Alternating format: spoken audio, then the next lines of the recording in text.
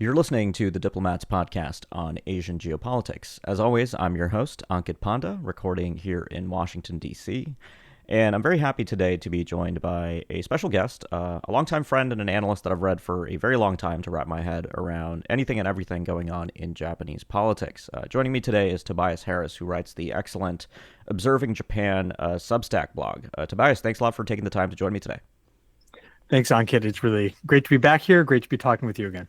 Yeah, so I mentioned Japanese politics, and it's been kind of a whirlwind of about a week or so. I actually just got back from Tokyo. I was there before the elections, before the trade deal nonsense kind of played out, and got a little bit of a taste of I guess you could say, trepidation in the air about both of those things in Tokyo. And of course, we've gotten some really interesting developments on both those fronts. But I want to start first with the elections.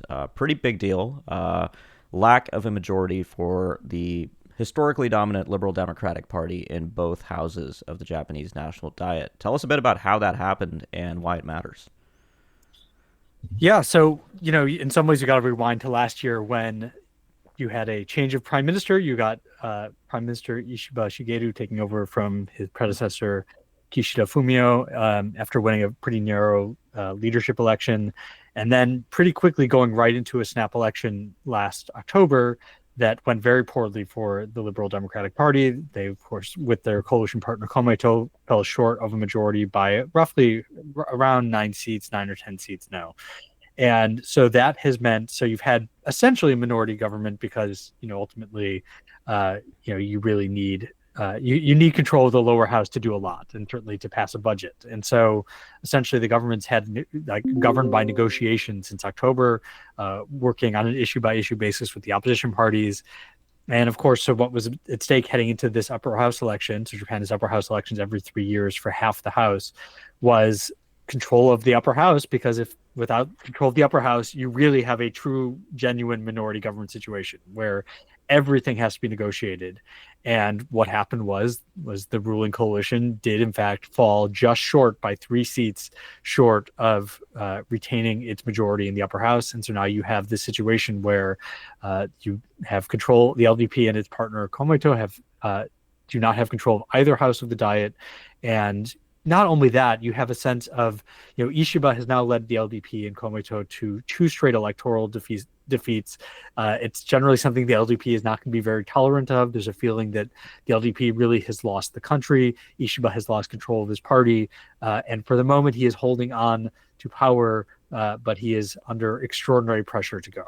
Yeah, so I'll just say we're having this conversation on July 25th, U.S. Eastern Time during the day. So it's possible that by the time this releases, we might have a change in the situation. So what's your read on what's likely to happen just on the other side of the weekend with Ishiba's political fate?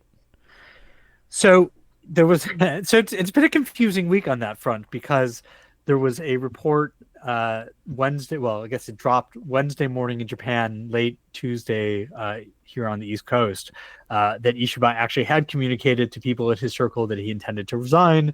And in fact, I got called out of bed to go on TV and talk about it. And then very quickly, a few hours later, Ishiba said, "No, that report's not true." Other papers have suggested that he did say that.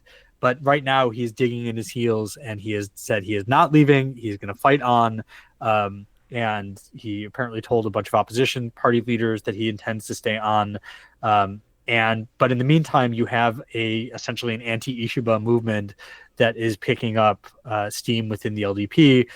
You've had, I think in some ways the most worrying sign for him is that you've had, so the LDP has local chapters in each of Japan's 47 prefectures.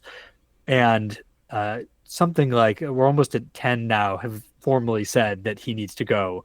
And of course, those matter because they actually have a vote. Like if it comes to a vote, whether you should get rid of him or not, the heads of those chapters have a vote. So Gotcha. People are watching those very closely. And of course, the prefectural chapters are much closer to voters and are very aware of what LDP supporters are thinking about this whole thing. And so there's a lot of discontent.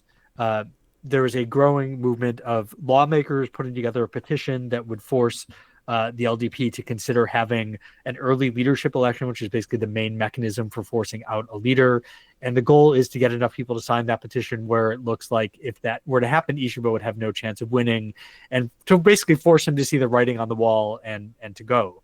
The prime minister seems to think that somehow he can just get through this, and somehow he has the votes, and basically in some ways seems to be trying to call the bluff of his opponents, that basically like, if you have the votes, then show me, that if there are enough votes to get rid of me, then fine, then I'll go. But until then, I'm not leaving. I'm the prime minister. Yeah. So that's kind of where things are now, that Ishibas doesn't have a whole lot of people really coming out to defend him, although I guess there's been a hashtag campaign telling him not to resign because people don't want the LDP moving to the right. And there was, I guess, a small demonstration in his favor on Friday night in Tokyo. But his situation isn't good, and it really just seems a matter of, his opponents just have to show they have the numbers, and then he's gone.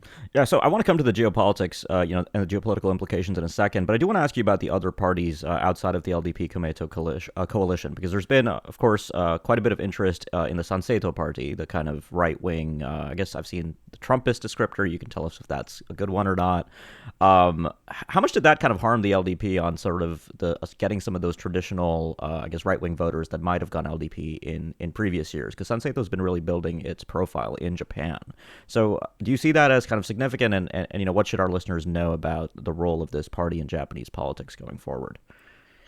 Well, I mean, in general, part of the problem the LDP has had over the last couple of election cycles, or at least this is an argument that the right wing of the LDP is making, that a number of the party's more conservative supporters have been dismayed at what they see as a liberal turn since the late Abe Shinzo was assassinated. Basically, the party has abandoned his successful record and his policies under Kishida and Ishiba, and therefore in elections it has lost more right-wing LDP voters to some of these upstart parties on the right. And in some ways, actually, the more significant is not Sanseito. I mean, I'll talk about Sanseito momentarily, but more significant has been the Democratic Party for the People, which is a splinter of the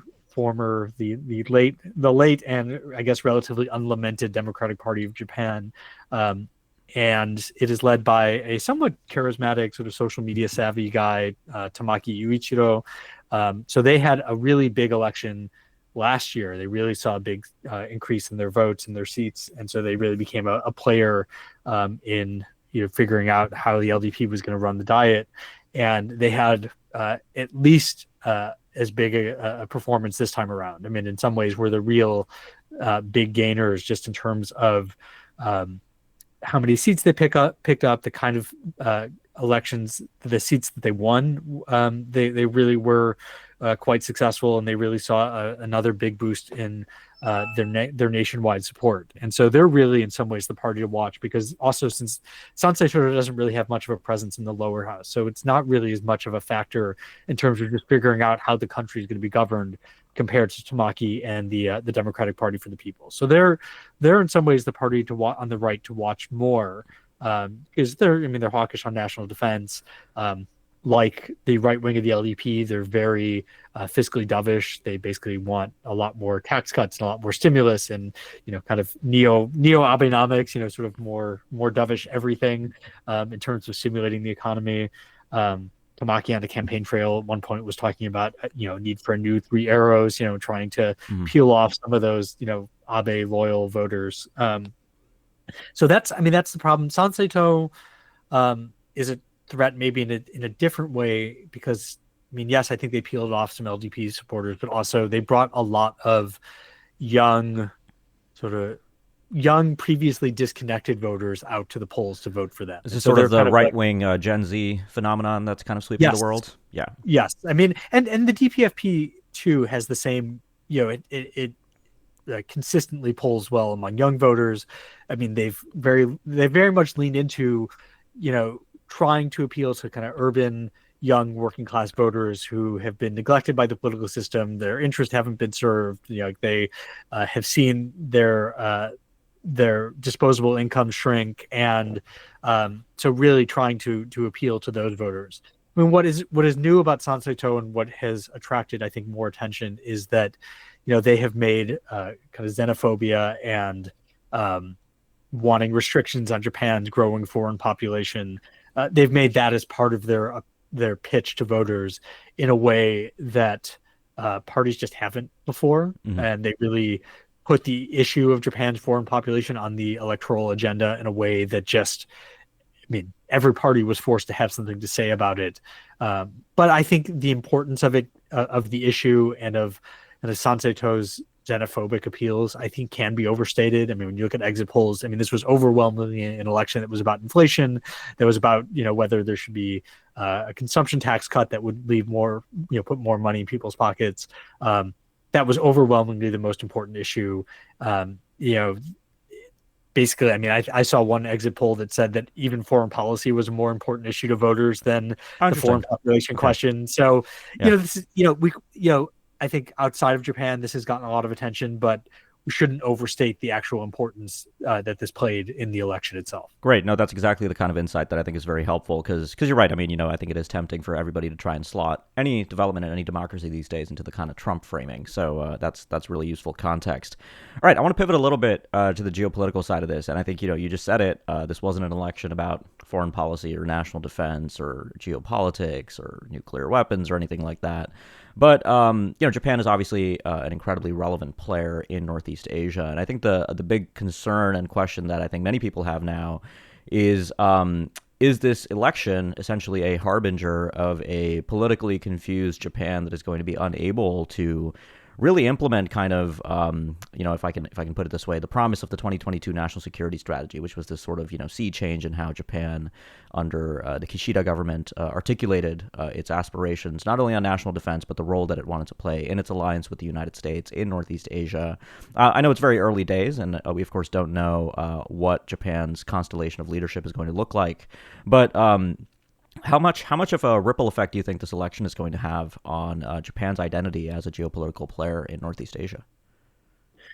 Well, I think before even getting into that, I mean, I think there's been a palpable sense that under Ishiba's leadership, Japan has taken a step back, Yeah, that he's been more preoccupied with, just the challenges of, Trump.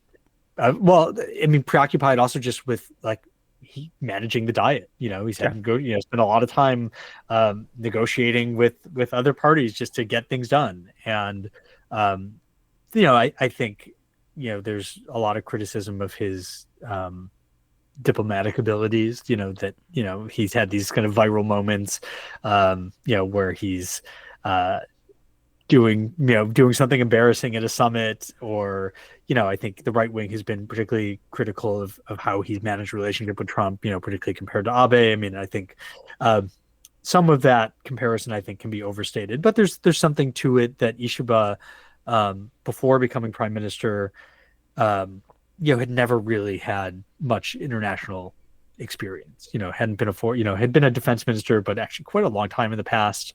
Was not really someone who, Kishida, for example, had been Japan's longest serving foreign minister. Abe, of course, had been prime minister before, had a lot of international relationships that, served him well. I think, just generally had, a kind of diplomatic sense and a friendliness that served him well as prime minister. Ishiba didn't really have that kind of experience, and I think at times that has shown, and he's attracted a lot of criticism for that. So that was already something that he's had to deal with in terms of being seen as an effective leader internationally.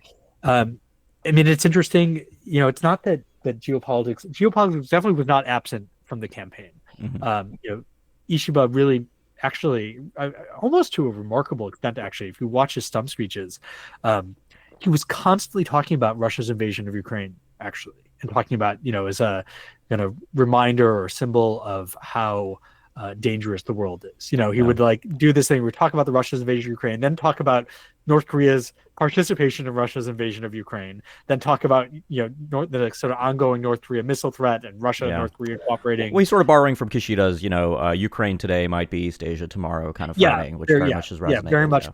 Yeah. yeah, very much bringing that forward. Remarkably too, it's like China was not discussed very much. Right. Like I there was this leaders debate um, before the campaign officially started, and I don't know if China was mentioned once, which Huh. you would think, like given yeah, the outsized role that China plays in America. But you would think like China, oh, it would be China this and China that. And if anything, China probably came up more in terms of the kind of foreign population problem, because you've had this influx of Chinese coming and buying property in Tokyo, and you like can't buy an apartment in central Tokyo now because they come in with cash and they bid it up. So I mean, it is interesting that domestically there's just much more talk about Russia and North Korea, at least from the LDP. And of course, the United States did play a factor during the campaign, was a factor in the campaign as well, in that Ishiba had this moment that briefly stirred things up, where he talked about how he was going to take a tough line in the negotiations with Trump, and he was not going to let Japan be treated with contempt, and that this was after the letter that said Japan would face tariffs. Yeah, that was my first day in 25%. Tokyo. I landed the day that letter dropped, and I think the reaction was very much, a mixture of anger, fear, and humiliation, I think is the right way to describe it. And, Yeah, I mean, there's yeah. no, and that actually has really been the story certainly since April 2nd. Has really just been a feeling of, the U.S. is, how could they have done this to us? We're a reliable ally. We've, done what they've asked for on defense. We've been the largest provider of FDI into the United States for years. Like, there was, I think, a real feeling of, is this any way to treat an ally? And I think maybe it took a while to really come around to the reality of what negotiating with this administration, certainly this time around, has entailed. And maybe if you want, we can talk a little bit about what was agreed this week. But I mean, I think this was a real challenge for Ishiba, and I don't think it's done him any political favors. No. I think even though he, in some ways, maybe got the best agreement he could get, I don't think anyone on the any voters were saying, "Well, you've done a good job. We like thank you for holding out for." For a good agreement. I don't think he got any credit. I mean, politically, it's almost impossible for any leader to, any leader that's accountable to a public that's dealing with the U.S. right now on trade to get that kind of an outcome that's going to really, get you a round of applause back home, so to speak. But, I mean, I guess what's interesting for me is I got the sense that Tokyo was pretty pleased when, Ishiba came to Washington pretty early on, and they had that summit where, I don't know about you, but it seemed like that joint statement that came out was pretty much written in Tokyo and just handed to the U.S. team that they just signed off. And I think the Japanese were very pleased with that as evidence of just like, the ability to manage the United States. But I guess that was the illusion that I guess many countries kind of talked themselves into early on, that you could manage this. I mean, for a while, I think Japan was the best ally to handle Trump, or at least handle Trump the least poorly, especially compared to the Europeans and certainly the South Koreans, who basically had nobody at the steering wheel after the martial law crisis for a while. But let's talk a bit about this trade deal, because that's also in the news, and I think very much relevant, because it's of course driving the markets here in the United States, where there's a degree of optimism about the contours of the deal with Japan. What do you think this kind of, I mean, first of all, I mean, how durable is this? That's kind of the question with anything that Trump does these days, because, we've gone back and forth on tariffs, and the question now is, are these deals going to stick around? And then what's been the kind of political resonance in Japan? Yeah. So, I mean, on the one hand, the fact that Japan did get the Trump administration to reduce automobile tariffs to 15% looks like a victory for Ishiba. That he made very clear early in the negotiations. This is, we cannot accept 25%. Yeah, that was the big existential question for the Japanese auto industry. So that this is not acceptable. Like, we cannot make a deal that does not reduce this.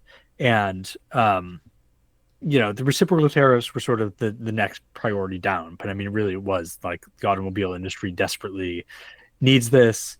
And so, the fact, and frankly, I mean, there were very few signs that the Trump administration was willing to discuss it at all. I mean, that it seemed very clear that, to the extent that anything is clear, that like they actually liked the auto tariffs, that they thought that this would, really force manufacturers to move to the United States. And, that ultimately, if the goal is reducing trade imbalances, making it harder for Americans to buy stuff from other countries is one way to do that. And they seem pretty, at least the Lutnick view seemed to have the upper hand. And so the fact that, And interestingly, of course, when Trump announced it, he did not mention that it took the Japanese government, basically clarifying like yes, they agreed to reduce the automobile tariffs. The problem is that um, every day since the agreement was announced, like it's become progressively more opaque. So, now the question is like in Japan they're saying like, well, we want something in writing. Like we don't want you like we can't like this sort of like oral handshake agreement. Like, Right. also because, one of the things that I think has really led to a lot of the distrust and the anger felt in Japan is that supposedly there was a handshake deal between Abe and Trump in 2019 that said if Japan agrees to this bilateral FTA that the U.S. would then not impose automobile tariffs on Japan in the future. And so when those automobile tariffs were announced, there was a real feeling that Trump had broken his promise to Abe. So like Abe loves Trump loves to talk about his old friend and how much he misses him, but in practice, if he missed him that much, would he be doing stuff like this? So Right. there's a lot of bad feeling about that.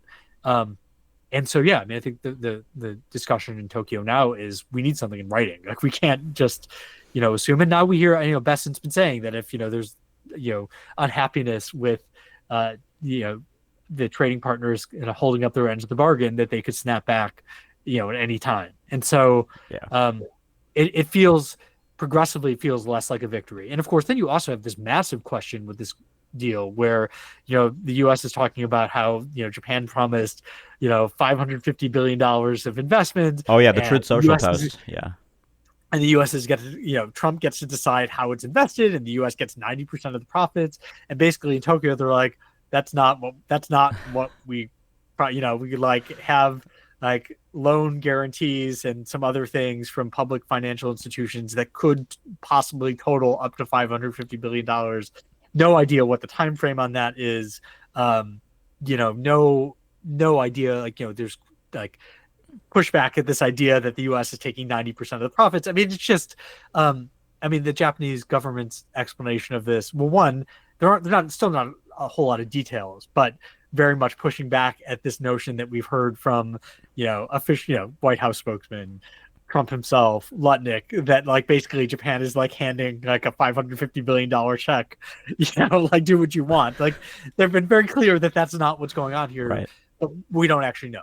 Gotcha. So, well, I think that's really useful context in general. All right, Tobias, I think we're out of time, but I know there's a lot more that we could pull on here. But I want to thank you for coming on the show to talk to us. Tell our listeners a little bit about where they can find your writing.